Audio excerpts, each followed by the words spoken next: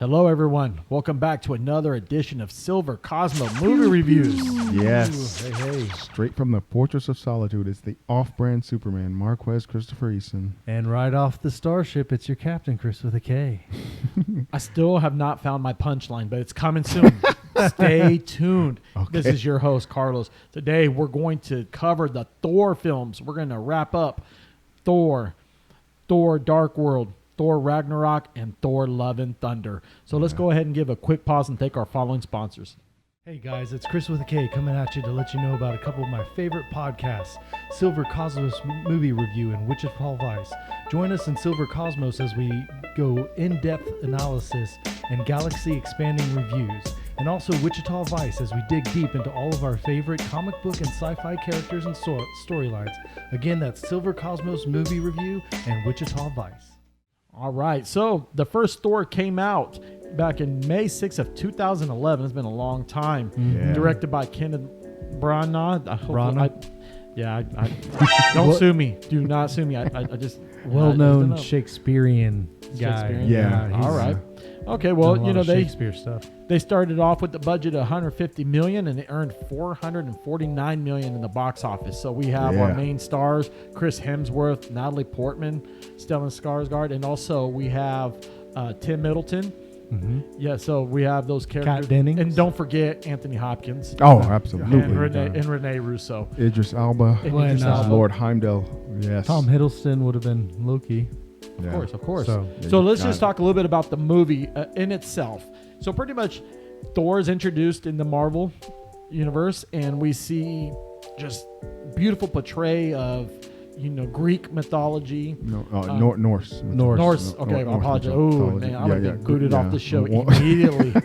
You saved me in the nick of time, Marquez. Yeah. So tell me about your experience about the movie. What did you like about the movie? Well, I loved how basically we got to see Thor on the big screen. I think this is done well on the big. There have been other Thor movies, but this is the first. Adventures in Babysitting. Yeah. Vincent D'Onofrio. Well, no, I mean, I thought that the look of the character, I would have liked to have seen more of him in the helmet, the classic Thor look. Mm-hmm. But, like his fall from grace and his rise back. It basically was a redemption story arc. Mhm. How an arrogant, cruel boy, like his father Odin told him, he wanted to start war because he was a glory hound. Mhm. And, he had to be humbled. And the only way to do that is to take things from him that he took for granted, which is his toys, his hammer, and his powers. His powers. Yeah. But no, I mean, he had to spend more time on Earth as a mortal to value his immortality. And Kind of learn that humanity, like we were talking about earlier. Make sure everyone checks out our Wichita Vice, where we broke down Thor on the comic book side, not just the movie side as well. Yeah, So definitely. we might make some references to those. So make sure you check that out, Wichita Vice. Yeah. But yeah, it was a great redemption story. Like we were saying, he meets Jane. Of course, that's the big turnaround in his life that gives him that connection to humanity, and he learns that, hey, first of all, that he doesn't need all those things to be a hero, all those toys and those powers. Yeah, exactly. And that's how he becomes worthy, of course, to be Yeah. able to wield those toys, and that paradigm of give it up to get it type of scenario.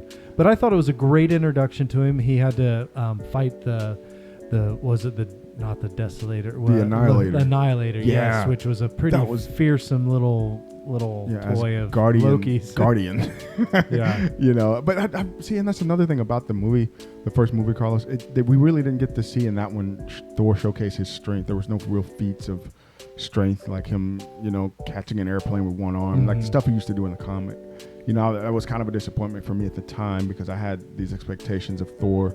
I always saw Thor as doing stuff like that and kind of showing off, just, hey, look at me, I'm Thor. Well, I don't know said. that they were necessarily knowing how far they would be able to take the series. But I do think that they probably didn't do so much of that because they were trying to ease us into Thor, so that he would be able to catch things in 2, or be able to fight Hulk in 3, and not do it all early, which has been kind of nice with the Thor series, especially now we're at 4, looking at maybe more in the future. So they've really taken the Thor storyline really slowly and been able to build and really seen him grow a lot across those movies. lot. He did grow quite a bit in the first one, Yeah. which was just a connection to humanity. And when you think about the Thor character in the movies, Carlos, every Thor movie he's lost something and come back from it. I mean, the first one he lost his powers, and the second one didn't he lose his mother, and the third one he lost Asgard. And his brother again, and his dad. His dad, and then the fourth one. Well, he lost his brother in the second and third. Yes. Yeah. He lost it again. Yeah, lose him again. And so, all this loss and this pain, and he's able to just carry that. And this is one of to bring me to the Infinity, the story of the Infinity War. Like when he finally struck Thanos with Stormbreaker, I felt all that loss and all that pain into that one strike, and I was just, it was kind of embarrassing, but I yelled in the theater, like, I don't want to be next to you in the movie theaters because I could feel that. He took that in the battle and he just let Thanos have it, and then he was like, "I told you were going to die for this," and I had my fists clenched so much. I was like, I was so excited. You know what, Marquez? So when I put butter in the popcorn, I promise I will ask you next time. Okay. Well, and this first Thor movie, we also had I really liked Agent Coulson on the screen. Me too. Yeah, he was pretty involved, and of course, it's the first time we see Hawkeye was in this movie. Well, as he's just kind of scoping things out, trying to keep an eye on things, and Thor's bumbling. It took me a long time to figure out it was Hawkeye until I put two and two together. I was like, "Hey, that's Hawkeye." The moment he grabbed that bow and arrow, I'm like, "Oh, yep, that's Hawkeye." That's neat. Well, definitely, that's it for all that are getting started into Thor. Watch the first one. So, I mean, so far, we're gonna do is. It was brought to my attention how we're going to do the stars. We're going to wrap them up all into one. Full series. Full series. So we'll wrap them all into one. So let's go ahead and dive into the next one. We have Thor Dark World. Now we're going to see a little bit of a direction change. So the director on this one was Alan Taylor, and that was released in October 22nd of 2013. So budget went up a little bit for $107 million and brought in $644 million. Boom. So let's talk a little bit about the plot there. I'm going to start this over with Marquez. Yeah, it was Malekith the Accursed. He's a dark elf, and he's looking for ancient power in the form of the Casket of Ancient Winters. But in this, it was a substance called ether, which turned out to be the Power Stone, I believe. And basically, that was the main plot. He has to stop Malekith from destroying or dragging everything into the dark world. And I forgot who played Malekith in the movie. Was it the guy who played Destro in G.I. Joe? I can't remember his name. Or was he? Is it the same guy who played Doctor Who? Anyway, I guess I should have been up on that, but no. Yeah. That's why we're going to look it up. Yeah. But no, Malekith in the comic, not to, like I said, draw these distinctions, but he was searching for the Casket of Ancient Winters. He basically wanted to freeze everything and turn it into, what was it? Muspelheim? Anyway, no, that was the plot for the movie, and we got to see Thor fight Malekith. And I know you said, Chris, you didn't really get a chance to watch the Dark World. Yeah, unfortunately, my kids were born right at that time. Okay, and we're almost through it. We're watching everything again, and it's literally the next movie we have to watch in the redeal of it. Christopher Eccleston was Malekith. Okay, yeah, Christopher Eccleston. He was Malekith the Accursed. And isn't the Dark World when he also loses Jane doesn't she? Okay, no, I don't think he lost her, and she didn't die. I think they broke up. Okay, so is that what you mean by lost or what? Okay, I mean, he didn't have her anymore. Yeah. You know, they weren't together. I shouldn't say he didn't. He never possessed her. She's not a possession. She's a person. Yeah, but she the plot in it, she carried the ether, and they had to get it out of her in Asgard. The thing, Marquez, that I noticed in this movie, Dark World, is that the tone was darker. Yeah. I noticed too that with Rene Russo's character, his mom. What's his mom's name again? Frigga. Freya. When she died, it sent him spiraling. So this movie was pretty dark, and the fact is just for him to rebuild, get that back going again. The movie was great, just to make it from having fun, a little serious, and then this movie was just kind of more serious. It was more serious. Very, very serious. And so that it changed the perspective. It's not one of my favorite Thor movies, but I enjoy watching it once in a while. So if you put the 4 collections there, that's probably my least favorite. Yeah, I'd probably agree with you. Yeah, it's my least favorite by a little bit. But on the flip side, if you're following the whole MCU universe, this movie is critical because it does reflect on the Power Stone. So therefore, on one of the stones that Thanos collects, who ends up getting that? Did he get it from the Collector at the end? I believe so. Yes, I believe the ether went to the Collector. Yes, he did. And then they took it back to the Collector. And then Benicio del Toro said, you can't put these two together because it's dangerous. Yeah, and so that's where Thanos gets that. So, but all right, moving on to Thor Ragnarok. Yeah. Thor Ragnarok was directed by Taika Waititi. Is that Taika Waititi? All right. He's one of my favorite actor, director, creators. Thank you. At least he didn't make fun of me on the name. I'm telling you, I butcher these names sometimes.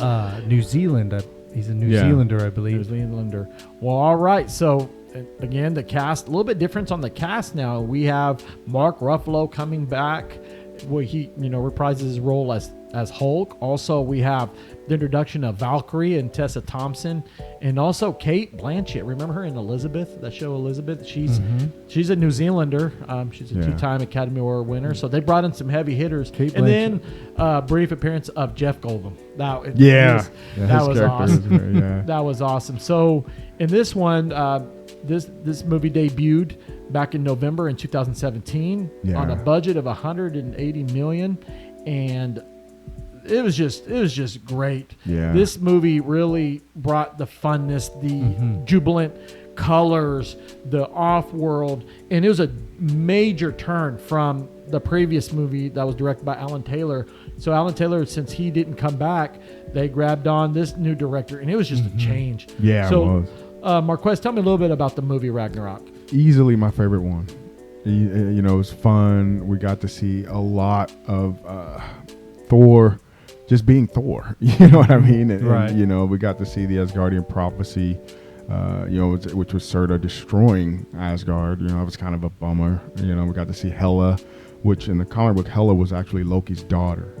In this, they sort of switched it up a little bit, and she was their Loki and Thor's brother that was kind of locked away by Odin because she had an insatiable, unquenchable appetite for destruction.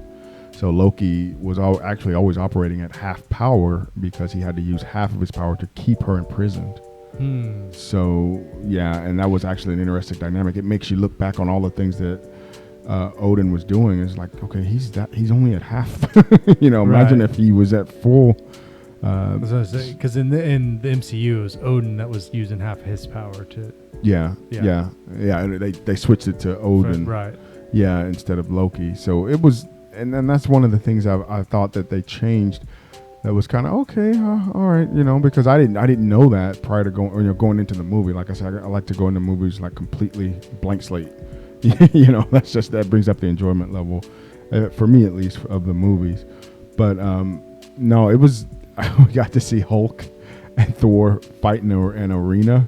We got to see Thor kind of unleash, and like I was saying, one of my complaints about the first Thor movie was that we really didn't see Thor's potential.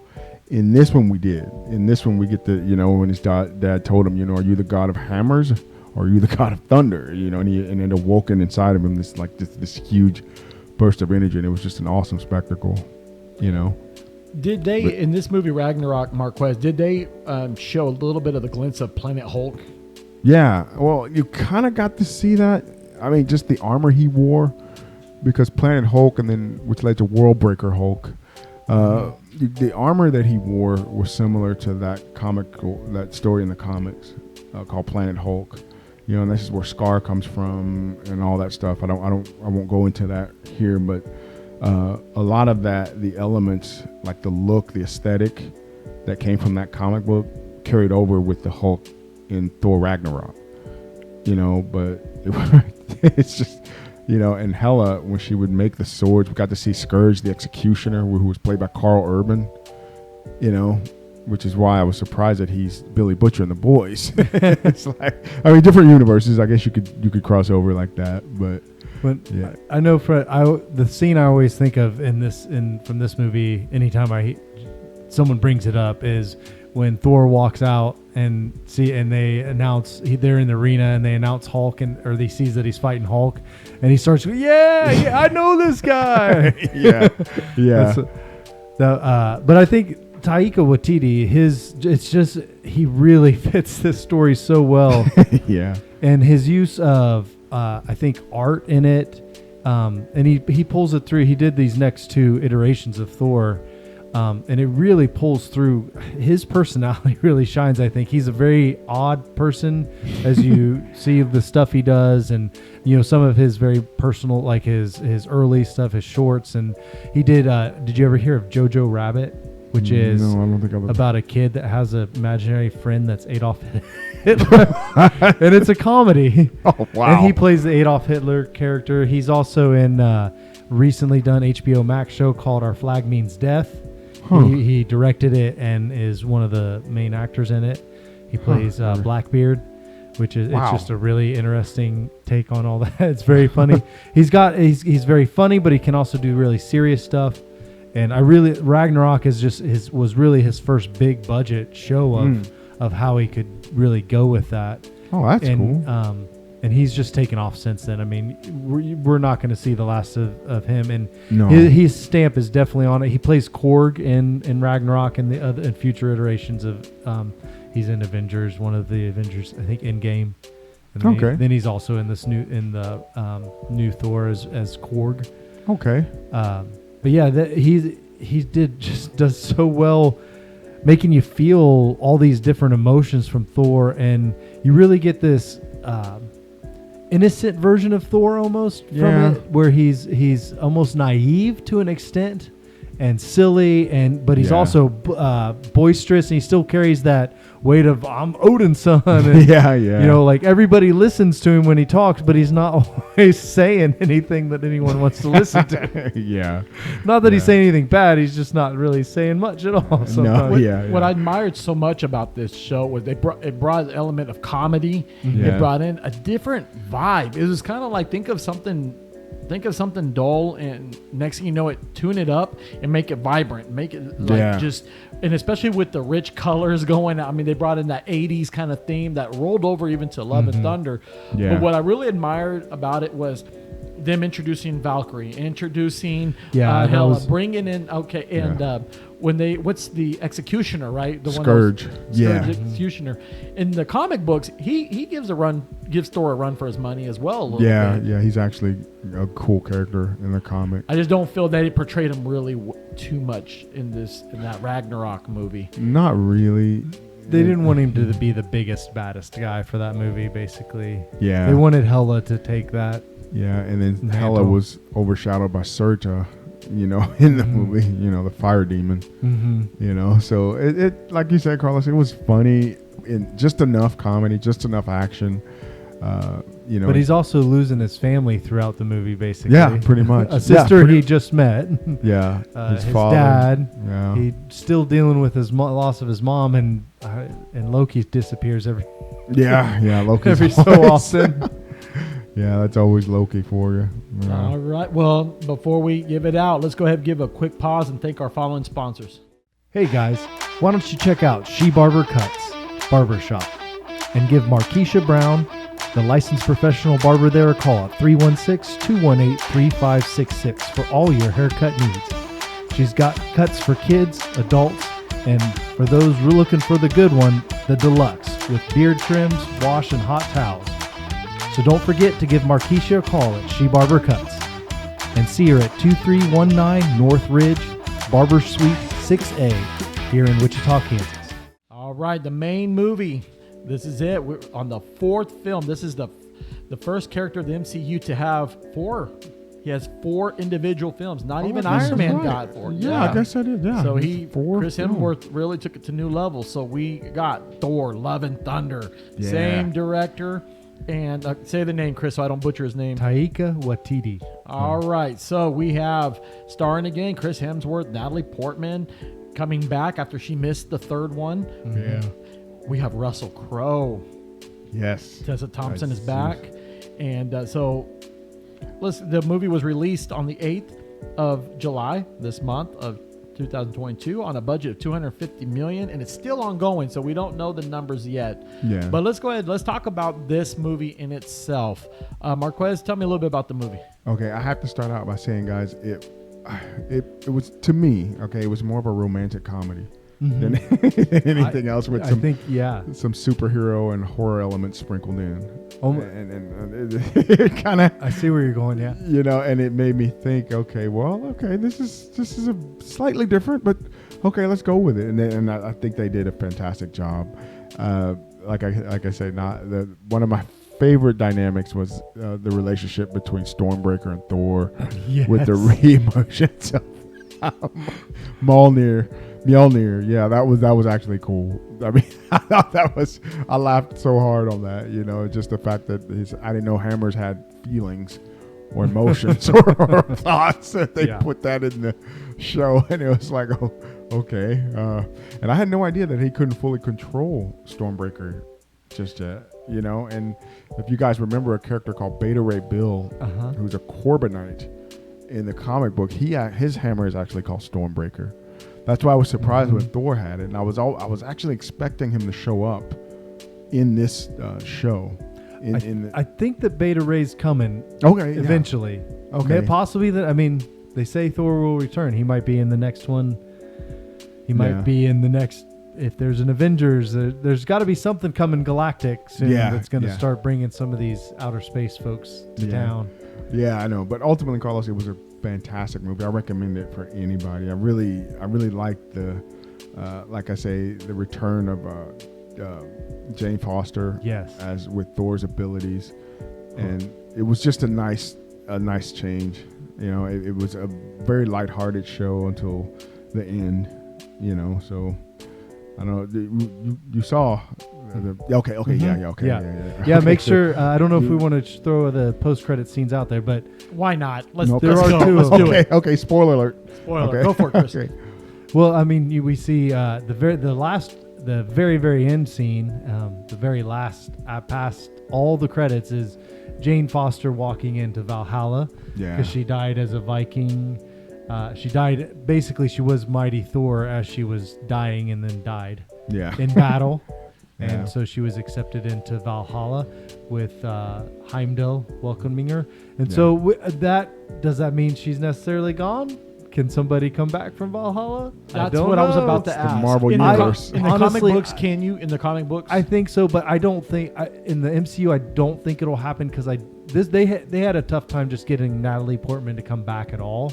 Really? She was just kind of. I mean, she's an actress. You know, she's like, I'm kind of done with that character. But they did it in a way that she really enjoyed it, and she's. I'm a big Natalie Portman fan, and she came back very strong looking, and yes, she's ready to go. It's a shame that if this was her only Mighty Thor, I could see them maybe like, oh, she came back just to fight. You know, like her spirit resurrected to help Thor at this one crucial moment. But I think Jane Foster is probably gone, and he's gonna wind up spending some time looking for that next interest, which should be interesting. Yeah. This with Love and Thunder was just awesome. I really enjoyed the way that they narrated through a what could have been a very boring part of Thor getting from Endgame to the beginning of this movie. Yeah, that was cool. And that was really fun with the Guardians of the Galaxy and Korg narrating it as a story. And he went from dad bod to god bod. Yeah, that was a cool scene.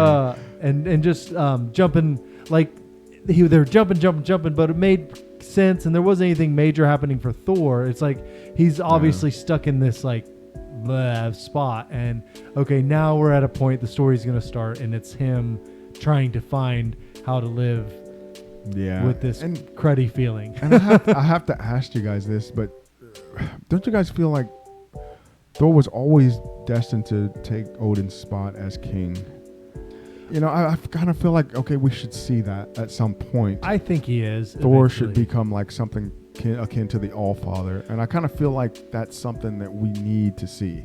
Which I in the don't think. I MCU. think I it's just going to don't be think something. I think they're going to wind up having Asgard essentially. Probably when he's done, his last thing will be becoming All Father, creating Asgard again. Yeah, and that's something. That's why he's going to have to wind up passing the Thor mantle on, because he will be either like his body creates the new thing, or he's something to locked that in degree. he has to stay in Asgard because he's the key to it staying where it is around.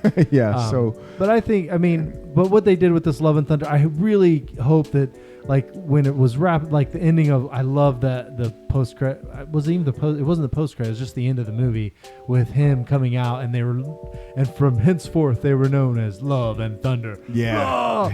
So because the little girl who was born of love, the eternal girl who was born of love, which I'm curious to see if they expand, because they could easily they don't say her age, but they could, the next Thor movie could be 5 years out, and now she's a teenager. Yeah, and that's actually Chris Hemsworth, the actor that played Thor. That's actually his daughter. Oh, is it? Yes, I did not realize that was his. And then the boys growing up, those are his kids as well. Yeah. Oh, were they? Yeah, where they were the scene where they were running. Yeah, So, that was really cool. All right, so we have come to the point, finally, the Silver Cosmic Movie ratings. I'm going to start this off with you, Marquez. We're going to make this into a pretty much all accumulated together. How many stars do you give Thor? Out of 4? Out of 4. The first one I'll give 3. Second one I'll give 2. Ooh. And my favorite, definitely a 4. And I'll give Thor Love and Thunder a 3. Okay. That's my ratings, guys. My math isn't all that great, so Okay. maybe we'll wrap it up to, I'd give it 3.25 out of 4. Sounds about right. For all of them together. Yeah. Oh, all of them together? Or individually? He's No, saying that's fine. all of That'll them work. together. Well, we were going to do all together, but Okay, all we're together. gonna- I'll definitely.